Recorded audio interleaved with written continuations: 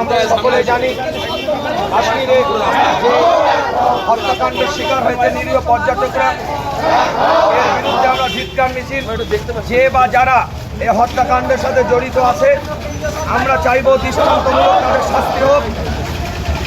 মানুষ হিসাবে আমরা মানুষের পাশে বিগত দিন আমরা ছিলাম, এখনও আছি, আগামীতেও থাকবো।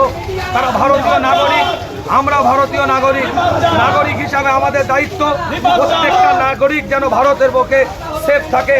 কাশ্মীর ভারতের বাইরে নয়, কাশ্মীর আমাদের। তাই কাশ্মীরের বুকে যে সমস্ত পর্যটকরা গিয়েছিল তারা আনন্দ ফুর্তি টুরিস্ট হিসাবে গিয়েছিল, এটা তাদের স্বাধীনতা।